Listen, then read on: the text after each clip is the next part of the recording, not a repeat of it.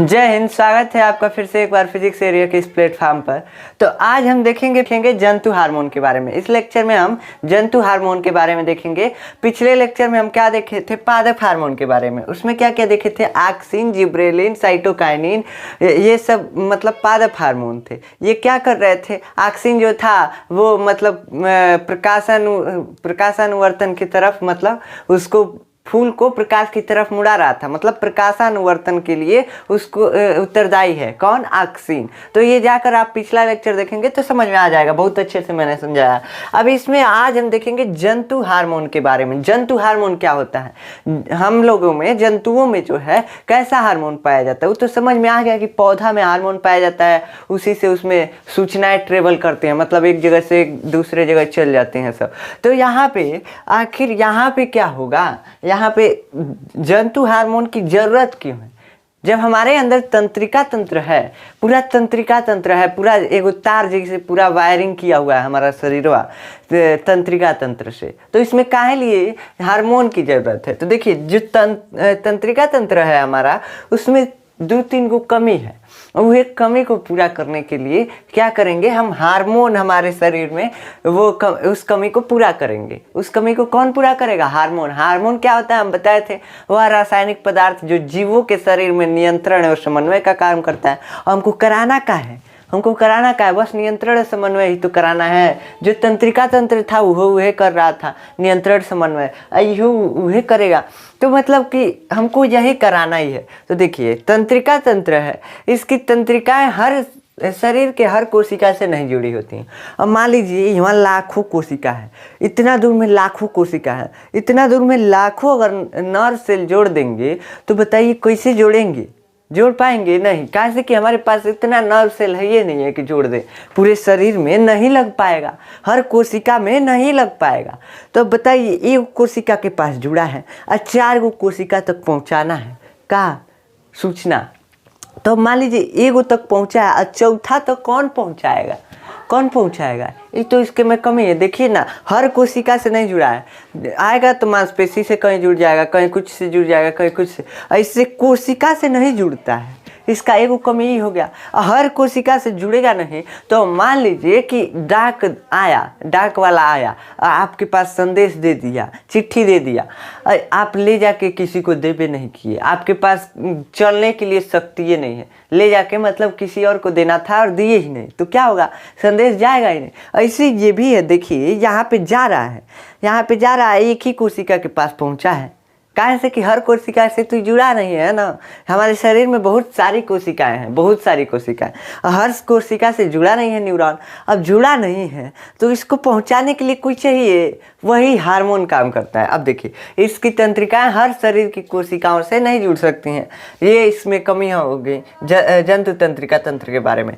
और एक बार तंत्रिका आवेग उत्पन्न करने के बाद कुछ रिकवरी समय चाहिए। अब देखिए, रिकवरी समय क्या होता है? देखिए क्या होगा, मान लीजिए हमको हाथ मोड़ना है ना, तो हम ऐसे हाथ मोड़ लिए। अब फिर से जब हमारा हाथ सीधा होगा तब मुड़ेगा। तो इसको सीधा करेंगे जब, तब इसमें क्या होगा? इसमें से जो न्यूरोट्रांसमीटर हम बताए थे मांसपेशी में चला जाता है, वो फिर से तंत्रिका तंत्र में जाएगा।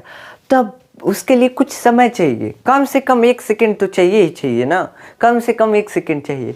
तो इसके लिए इतना समय ले रहा है। हमारे शरीर में अगर कुछ तुरंत करने वाला काम आ गया तो कैसे होगा? नहीं हो पाएगा ना। तो ये इसमें एक और कमी आ गया, सूचना अल्प समय तक रहेगा। मतलब देखिए, जैसे भेजे हम ना कि हमारा हाथ मोड़ दो, ये एकदम बिजली के झटका की तरह तुरंत गया, तुरंत चला आया, तुरंत गया, तुरंत चला आया। हमारा हाथों अभी पूरा मुड़ा ही नहीं, तब तक चलाया। अब बताइए, मोड़ेगा कौन इसको?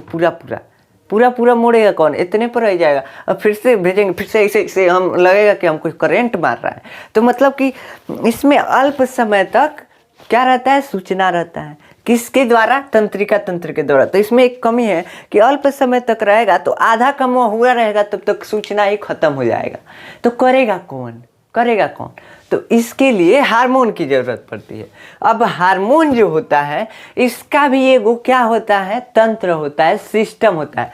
जैसे नर्वस सिस्टम होता है, वैसे ही इसका होता है एंडोक्राइन सिस्टम। क्या होता है?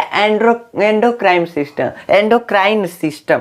तो ये आखिर सिस्टम क्या होता है? हम बताए थे ना कि जब किसी काम को करने के लिए एक काम को करने के लिए जिन चीज़ों की ज़रूरत पड़ती है वो क्या कहलाता है? उन सारे चीज़ों को मिलाकर हम बोल देते हैं तंत्र, बोल देते हैं ना। जैसे एक स्कूल है, उसको चलाने के लिए बच्चे चाहिए, टीचर चाहिए, रूम चाहिए, और इसके बाद बेंच चाहिए, बोर्ड चाहिए, इन सब को मिला के बोल देंगे स्कूल तंत्र। समझ में आया? वैसे ही इसमें भी है नर्वस सिस्टम जो है इसमें क्या हो रहा है? सूचना जा रहा है, आ रहा है। तो इसमें सूचना ले जाने और ले आने के लिए, और या मतलब हमारे शरीर को नियंत्रण और समन्वय कराने के लिए दो सिस्टम पाया जाता है। एक तो हो गया नर्वस सिस्टम और एक हो गया एंडोक्राइन सिस्टम। तो एंडोक्राइन सिस्टम तो अभी हम नहीं पढ़े हैं, नर्वस सिस्टम पढ़ चुके हैं। क्या होता है नर्वस सिस्टम? हमारे अंदर तंत्रिका कोशिकाओं का जाल बिछा हुआ है पूरा, और तंत्रिका कोशिका से मिलकर क्या बना हुआ है? नर्व। वही नर्व हमारे पूरे शरीर में बिछा हुआ है, तो हम कहते हैं कि पूरा तंत्रिका तंत्र का जाल बिछा हुआ है। तो ये समझ में आ गया कि तंत्रिका तंत्र की कमियां क्या क्या है। इसकी कमियां जो है कि हर कोशिका से जुड़ा नहीं है, तो पूरे सारे जगह को मतलब संदेश नहीं दे सकता, एक ये कमी हो गया।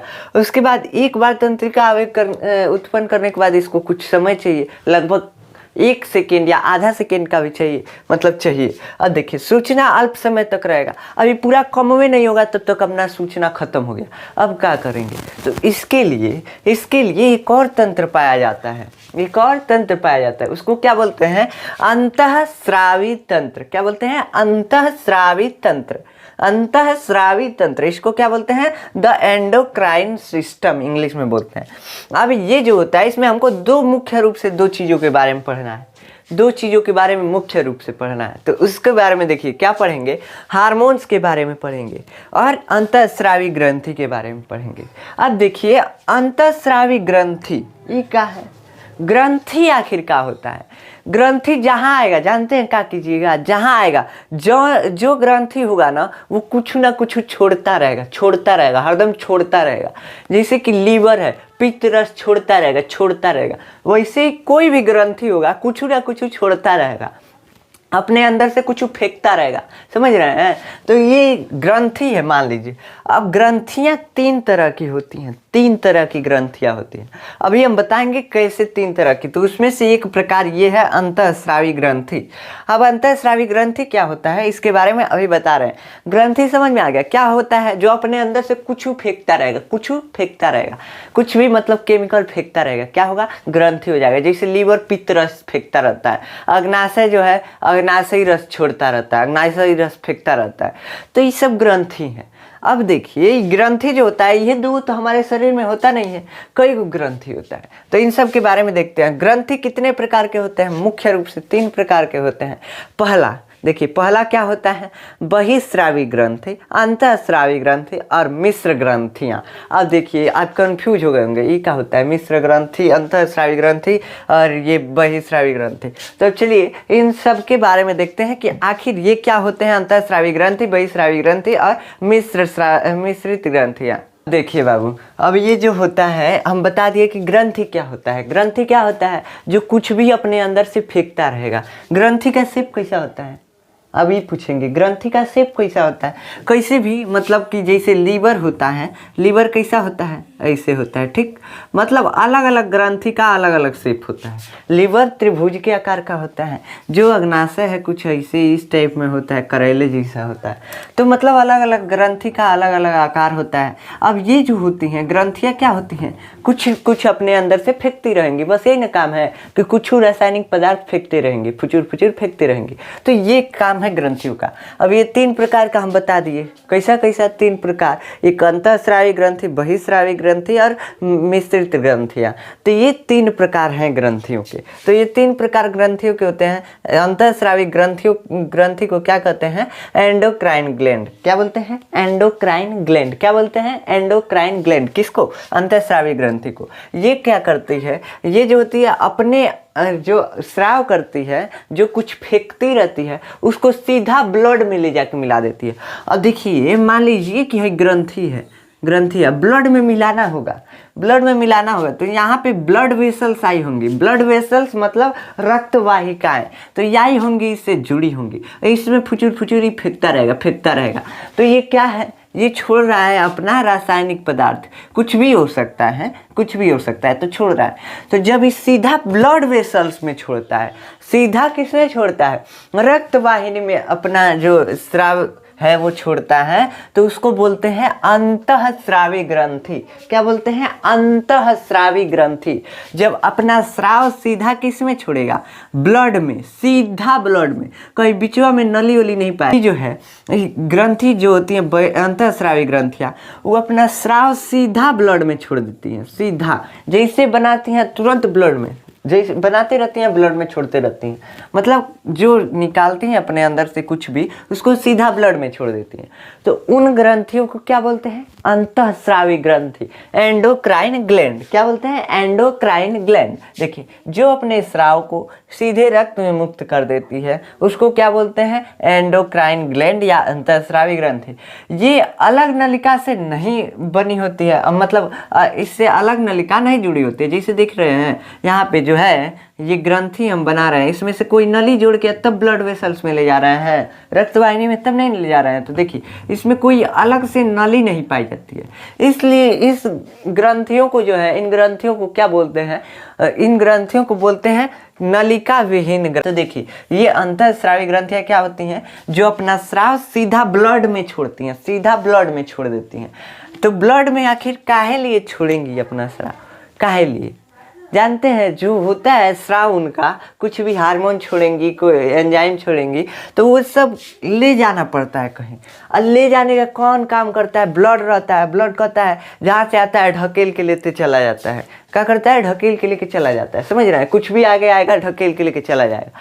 तो अभी परिवहन का काम रक्त कर रहा है, तो कहीं ले जाना है उसको। ये जो कुछ भी ग्रंथियां बनाती हैं, ये अंतःस्रावी ग्रंथियां जितनी भी हैं, जितना स्राव करती हैं, वो जहाँ काम होता है वहाँ नहीं बनाती हैं, सब कुछ दूरी पे ले जाके कुछ दूर पे बनाती हैं। अभी समझेंगे हार्मोन तो उसमें समझ में आ गया। अब बस इतना ही समझिए कि अंतःस्रावी ग्रंथियां क्या होती हैं, जो अपना स्राव सीधा रक्त में यानी ब्लड में क्या कर देती हैं, मिला देती हैं, सीधा ब्लड में, कौनो नली द्वारा नहीं जुड़ी होती है, सीधा जाके ब्लड वेसल से जुड़ गई होती हैं। अब देखिए बहिस्रावी ग्रंथि क्या होता है, इसको बोलते हैं एक्सोक्राइन ग्लैंड। एक्सोक्राइन ग्लैंड क्या बोलते हैं, एक्सोक्राइन ग्लैंड। देखिए एक्सोक्राइन ग्लैंड जो होता है वो ग्लैंड है जो अपने स्राव को सीधा रक्त में नहीं छोड़ेगा, इसका उल्टा है, अंतःस्राव ग्रंथि का उल्टा है, अंतःस्रावी ग्रंथि का सीधा उल्टा है। देखिए ये क्या करेगा, कुछ यहाँ पे ग्लैंड रहेगा, ग्रंथि रहेगा, और ये ग्रंथि जो है एक अपने नली से जाके तब जुड़ा रहेगा। और कहाँ तक जाएगा, जहाँ पे इसका काम होगा, देख रहे हैं, इसका जहाँ पे काम होगा एगो अपना नली बनाएगा, लेके चला जाएगा और दे देगा, लेके चला जाएगा और दे देगा। मतलब कि जैसे क्रिया स्थल जहाँ काम इसका है, ये कुछ बना रहा है, कुछ मान लीजिए बना रहा है, कुछ चीनी उनी बना रहा है, मान लीजिए चीनी बना रहा है और चाय बनाने का काम है यहाँ पे, ठीक। तो इसको यहाँ पे अपने नली से पहुँचाएगा, रक्त से नहीं पहुँचाएगा। तो ये क्या करता है, अपने नली से क्रिया स्थल तक क्या पहुँचाता है, अपने छोड़ेगा, मतलब स्राव को क्या करता है, पहुँचाता है। अब जैसे इसमें क्या आएगा, हमारा लिवरवा जो है बहिस्रावी ग्रंथि है, लीवर जो है बहिस्रावी ग्रंथि है। कैसे, देखिए ये जो होता है लीवर, इसमें से क्या होता है, इसमें से एक नली जुड़ी होती है और सीधा ही छोटी आंत में आके जुड़ गई होती है। देखते हैं कहीं ब्लड वेसल इसमें मिली है, कहाँ नहीं मिली है। तो ये क्या हो गया, बहिस्रावी ग्रंथि। अरे कहाँ इसका काम था, सीधा आंते में न काम था, पित्तरस जो छोड़ रहा था उसका कहाँ काम था, आंत में काम था, और आंत में सीधा ये अपने ही नली से पहुंचा दिया। तो ये अपने नली से जब पहुंचाया तो इसको बहिस्रावी ग्रंथि। और जो अपने नली से नहीं पहुंचाएगा, ब्लड से, खून से ले जाके पहुंचाएगा, उसको क्या बोलेंगे, उसको बोलेंगे अंतःस्रावी ग्रंथि। तो ये जो है अपने नली से पहुंचा रहा है, अंतःस्रावी ग्रंथि जो है ब्लड वेसल से, ब्लड वाले नली से ब्लड में मिलाकर भेज रही है। तो ये समझ में आ गया। अब देखिए ये जो अपने स्राव को नलिका की सहायता से क्रियास्थल तक भेजता है। क्रियास्थल यहाँ पे क्या था, छोटी आंत थी, कौन भेज रहा था, लीवर। लीवर जो है अपने स्राव को कहाँ भेज रहा था, छोटी आंत में। तो ये छोटी आंत क्रियास्थल, जहाँ इसका काम है, क्रियास्थल जहाँ काम है, क्रियास्थल, समझ में आ गया। तो देखिए क्रियास्थल तक अपने नली द्वारा भेजता है। अब बहिस्रावी ग्रंथि अपने नली द्वारा क्रियास्थल तक जो भी छोड़ता है उसको भेजता रहता है। अब मिश्रित ग्रंथियाँ क्या होती हैं? मिश्रित ग्रंथियाँ वे ग्रंथियाँ हैं जिनमें दोनों प्रकार पाया जाता है। जैसे अग्नाशय हो गया, अग्नाशय में एक साइड नस जुड़ल रहता है, मतलब नस नहीं कर सकते हैं, ब्लड वेसल, तो एक साइड ब्लड वेसल, एक साइड अपने नली से सीधा छोटी आंत में जुड़ गई होती है, देख रहे हैं। तो ये क्या एक साइड मतलब नहीं, यहीं से जुड़ा होता है। अब यहाँ से कुछ मतलब इंसुलिन हार्मोन निकलता है, वो क्या करता है, इंसुलिन हार्मोन जो है वही शुगर करता है, वही मतलब शुगर को हाई करता है और लो करता है। तो ये इसमें कौन इफेक्ट हो रहा है? अग्नाशय। तो अग्नाशय कौन है? मिश्रित ग्रंथि। ये देखिए क्या है, अग्नाशय जो है इंसुलिन हार्मोन जो आएगा उसको भेज देगा ब्लड में। काहे लिए? ब्लड में ना शुगर लेवल मेंटेन करना है, खूनवे में ना शुगर लेवल मेंटेन करना है, कि पेट में शुगर लेवल मेंटेन करने जाएंगे कि चीनी इतना मत खाओ, ऐसे कहेंगे का? ब्लड में शुगर लेवल मेंटेन करना। तो ये देखिए जो इंसुलिन हार्मोन है उसको छोड़ देगा ब्लड में। अग्नाशयी रस जो है इसको कहाँ छोड़ना पड़ेगा? इसको पेट में छोड़ना पड़ेगा, छोटी आंत में छोड़ना पड़ेगा, छोटी आंत के ग्रहणी भाग में। ग्रहणी भाग देखे हैं ना, जो हम पिछला चैप्टर पढ़ाए थे उसी में था, उसमें छोड़ना पड़ेगा। तो क्या यहीं पे था, यहीं से ब्लड में छोड़ेगा, नहीं पेट में छोड़ेगा। किसके द्वारा छोड़ रहा है? अपने नली द्वारा। तो देखिए ब्लड वेसल से भी जुड़ा है और उसके बाद नली से भी जुड़ा है। तो ये दोनों इसमें पाया जाता है, उसको क्या बोलते हैं? मिश्रित ग्रंथि। जिसमें दोनों पाया जाता है उसको क्या बोलते हैं? मिश्रित ग्रंथि। जैसे देखिए ब्लड से भी सीधा जुड़ा हुआ था, अपना नली भी फेंका था, तो ये क्या हो गया? मिश्रित ग्रंथि। समझ में आ गया? तो ये तीनों होते हैं, अंतःस्रावी ग्रंथि, बहिःस्रावी ग्रंथि और मिश्रित ग्रंथियां। तो इसको बोलते हैं मिक्स्ड ग्लैंड। नाम से ही समझ में आ रहा है कि क्या बोलेंगे? Mixed gland. तो अब देखिए, अब इसके बाद जननांग जो होता है हमारा, उसको भी हम ग्रंथि में लेते हैं। जननांग जो होता है उसको ग्रंथि में लेते हैं। लेकिन ये जो है, अब कहेंगे कि जननांग जो है वो क्या काम करता है? या तो ओवम बनाएगा, क्या बनाएगा? ओवम बनाएगा, अंडाणु बनाएगा, और नहीं तो शुक्राणु बनाएगा, स्पर्म बनाएगा। तो क्या बनाएगा? या तो शुक्राणु। शुक्राणु कैसा होता है? ऐसे इसका शेप होता है, कुछ पूंछ टाइप का होता है और एक आगे गोल टाइप का होता है, यही ना होता है। तो ये शुक्राणु हो गया और ये अंडाणु हो गया। तो अंडाणु कौन बनाता है? ओवरी बनाता है। ओवरी मतलब अंडाशय। ये किस में पाया जाता है? महिलाओं में। तो अंडाशय पाया जाता है, अंडाशय में अंडाणु बनेगा, और किस में? टेस्टिस में, यानी वृषण में क्या बनेगा? शुक्राणु बनेगा। तो ये भी ग्रंथि है। लेकिन देखिए शुक्राणु अंडाणु बना रहा है और कुछ ही हार्मोन छोड़ता है। हार्मोन क्या है? हार्मोन जो है केमिकल है, मतलब रासायनिक पदार्थ है। अब जो रासायनिक पदार्थ छोड़ता है उसको क्या बोलते हैं? ग्रंथि बोलते हैं ना। लेकिन ये देखिए रासायनिक पदार्थ छोड़ रहा है, लेकिन एक तरफ से क्या बना रहा है? एक तरफ से बना रहा है कोशिका। ये दोनों जो है कोशिका है। अभी तक आप नहीं जानते थे तो आज जान लीजिए, ये दोनों जो है स्पर्म और ओवम दोनों कोशिका हैं। समझेंगे अगले चैप्टर में इन दोनों के बारे में डिटेल से क्या होता है। तो ये जो स्पर्म और ओवम है, यानी शुक्राणु और अंडाणु है, ये क्या है? कोशिका है। तो कोशिका भी बना रहा है, कोशिका बना रहा है, और कुछ छोड़ता भी रह रहा है। कौन बना रहा है? वृषण। वृषण किसको बोलते हैं? टेस्टिस को। आपके स्क्रीन पे इमेज भी आ रहा होगा। तो टेस्टिस जो है क्या बनाता रहता है? स्पर्म बनाता रहता है, और उसके बाद कुछ हार्मोन छोड़ता रहता है। टेस्टोस्टेरोन नाम का हार्मोन छोड़ता रहता है। अब इसको आगे भी पढ़ेंगे अब क्या होता है टेस्टोस्टेरोन। तो ये जो होता है हार्मोन वो छोड़ता रहता है और कुछ बनाता भी रहता है। तो इसको क्या बोलेंगे? आखिर तो ना देखिए ना मिश्रित ग्रंथि में आ रहा है, ना बहिःस्रावी ग्रंथि में, ना अंतःस्रावी ग्रंथि में। क्या है कि देखिए इसमें जो है बन भी रहा है, लेकिन अब इसमें एक और चीज बन रहा है। क्या बन रहा है? स्पर्म और ओवम, यानी अंडाणु और शुक्राणु। तो इसको क्या बोलेंगे? इसको बोलेंगे मिश्रित अंग। क्या बोलते हैं? मिश्रित अंग। याद रखिएगा, ये जो टेस्टिस है, टेस्टिस यानी वृषण, और ये अंडाशय है यानी ओवरी है। ओवरी को और टेस्टिस को क्या बोलते हैं? हम मिश्रित अंग बोलते हैं। अब चलिए अब देखते हैं जंतु हार्मोन के बारे में। आखिर जंतु हार्मोन क्या होता है, और ये जो जंतु हार्मोन है इसका काम क्या होता है, और उसके बाद देखेंगे कि अंतःस्रावी ग्रंथियाँ जो है हमारे शरीर में कितनी है। तो चलिए देखते हैं हार्मोन के बारे में। जंतु हार्मोन की कुछ विशेषताएं जो है, अब देखते हैं इसके बारे में। जंतु हार्मोन जो होता है यह अंतःस्रावी ग्रंथियों द्वारा स्रावित होता है। मतलब अंतःस्रावी ग्रंथियाँ जो है वही इसको निकालती रहती है, अपने अंदर से छोड़ती रहती हैं, समझ रहे हैं। तो ये जंतु हार्मोन क्या होता है, हम बताए थे ना हार्मोन क्या होता है, अभी भी बताए हैं, इसी वीडियो में भी बताए हैं कि हार्मोन क्या होता है कि जो रासायनिक पदार्थ हमारे शरीर का नियंत्रण और समन्वय करता है। और जो ये हार्मोन होता है ये रासायनिक पदार्थ है, और जो ग्रंथि है वो क्या छोड़ रहा था, छोड़ तो रहा था वो रासायनिक पदार्थ ही ना, अपने अंदर से फेंक रहा था का रासायनिक पदार्थ, चाहे अंतःस्रावी ग्रंथि हो, चाहे मिक्स्ड ग्लैंड हो, चाहे बहिस्रावी ग्रंथि हो, कुछ भी हो, अपने अंदर से क्या छोड़ रहा था, हरदम कुछ ना कुछ मतलब रासायनिक पदार्थ ही छोड़ रहा था। अब ये जो है ये जंतु हार्मोन जो है ये कौन छोड़ता है, अंतःस्रावी ग्रंथि जो है जंतु हार्मोन को छोड़ती है। ठीक, जंतु हार्मोन को कौन छोड़ता है, अंतःस्रावी ग्रंथि अपने अंदर से फेंकती रहती है। अब देखिए यह अंतःस्रावी ग्रंथि द्वारा स्रावित होता है, परिवहन रक्त द्वारा। कैसे परिवहन क्या होता है, एक जगह से ढकेल के दूसरे जगह लेके चला जाना, क्या है, परिवहन है। अब देखिए यहाँ जो अंतःस्रावी ग्रंथि थी वो जुड़ी थी सीधा ब्लड वेसल से। अब ये जो है अपना छोड़ दे रहा था, ये ब्लड वह जो है ढकेल के लेते चला जा रहा था जहाँ लेके जाना है।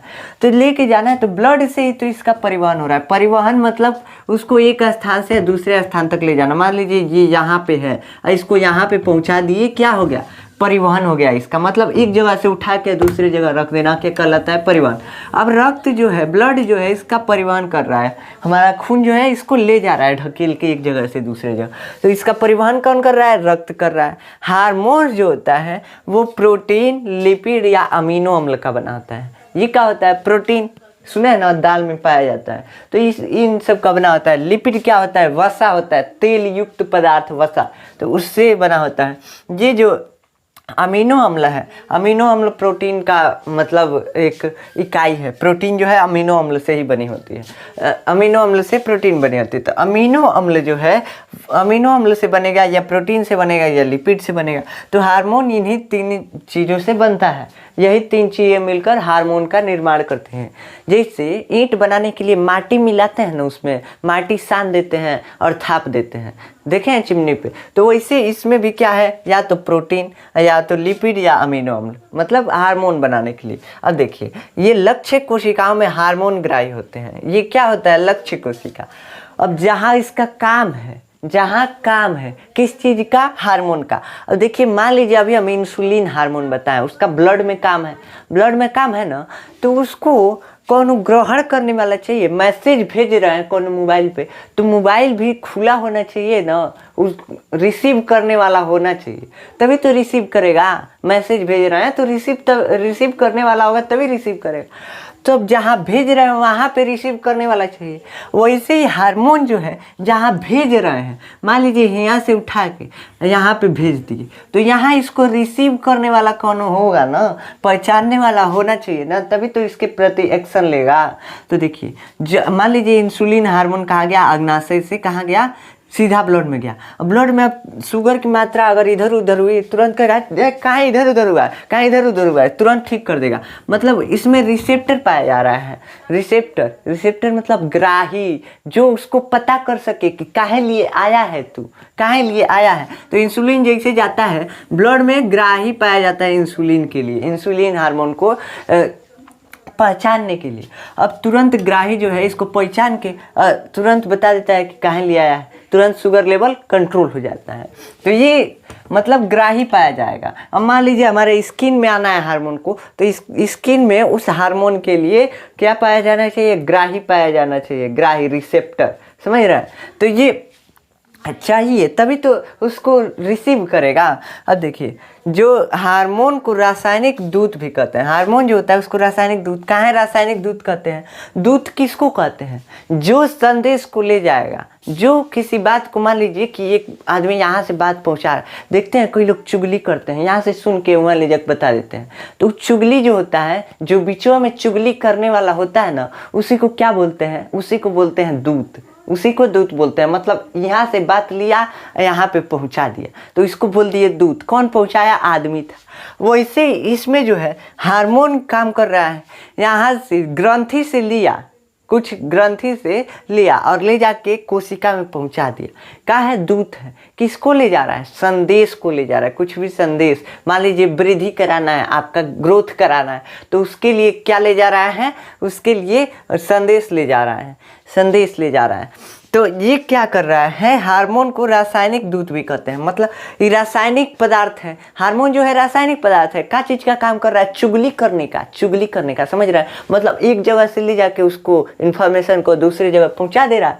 तो ये भी, इसको भी दूत कहते हैं, रासायनिक दूत। किससे बना है? रसायन से बना है, इसलिए रासायनिक दूत। आदमी जो था, आदमी दूत उसको बोलेंगे, ठीक ना। तो अब देखिए, ये जो है रासायनिक दूत है, मतलब रसायन से बना हुआ है।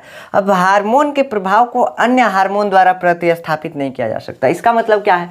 हार्मोन जो होता है, मान लीजिए कि एक हार्मोन को हम छोड़ दिए, इंसुलिन को छोड़ दिए, ठीक। अब वहाँ ले जाके कौन और ही हार्मोन छोड़ रहे हैं, छोड़ते जा रहे हैं, तो उसका कौनो प्रभाव नहीं पड़ेगा। इंसुलिन जो है अपना काम करेगा, ठीक। मतलब प्रतिस्थापित, उसके प्रभाव को नहीं हटा सकता है जो पहले आ गया है। कोई अगर दूसरा हार्मोन आ गया तो उसके प्रभाव को नहीं हटाएगा जो पहले आ गया है। समझ में आया? नहीं समझ में आया? देखिए, मान लीजिए ब्लड है, ये ब्लड वेसल्स हैं, ठीक। इसमें ब्लड फ्लो हो रहा है, ठीक।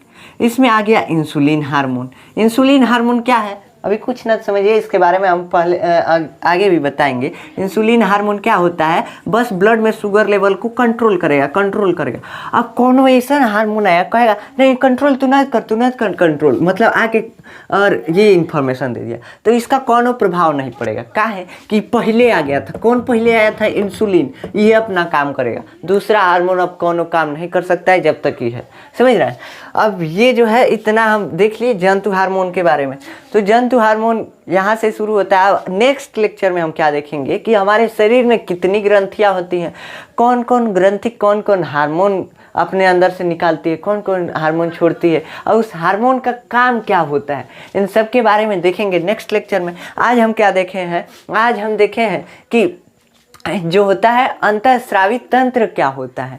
अंतःस्रावी तंत्र क्या होता है? जिसको क्या बोलते हैं? Endocrine system. उसमें क्या होता है? हार्मोन होता है। अंतःस्रावी ग्रंथियाँ होती हैं। अंतःस्रावी ग्रंथियाँ क्या होती हैं? जो सीधा ब्लड में अपना स्राव छोड़ती हैं, जो फेंकती रहती हैं, सीधा ब्लड में फेंकती हैं, उसको क्या बोलते हैं? अंतःस्रावी ग्रंथि। जो अपना स्राव जो है ब्लड में न फेंक कर अपने नली से कहाँ ले जाएगा, जहाँ उसका काम है, तो उसको क्या बोलेंगे? बहिस्रावी ग्रंथि। अब मिश्रित ग्रंथि क्या है? मिश्रित ग्रंथि मतलब जो नली से भी ले जा रहा है, ब्लडों में छोड़ रहा है, उसको क्या बोल रहा है? मिश्रित ग्रंथि।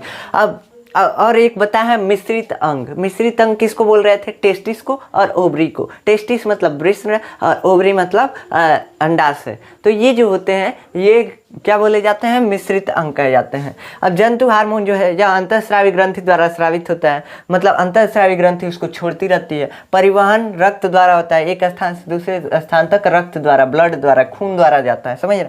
हार्मोन जो होता है प्रोटीन, अमीनो अम्ल या लिपिड का बना होता है। इसकी लक्ष्य कोशिकाओं में ग्राही अंग पाए जाते हैं। हार्मोन को रासायनिक दूत भी कहते हैं, या जो है संदेश को एक जगह से दूसरी जगह तक लेके चला जाता है। हार्मोन्स के प्रभाव को अन्य हार्मोन के प्रभाव द्वारा प्रतिस्थापित नहीं किया जा सकता। आज हमने इतना देखा। अब नेक्स्ट लेक्चर में हम देखेंगे अंतःस्रावी ग्रंथियों के बारे में। मिलते हैं नेक्स्ट लेक्चर में, तब तक के लिए जय हिंद।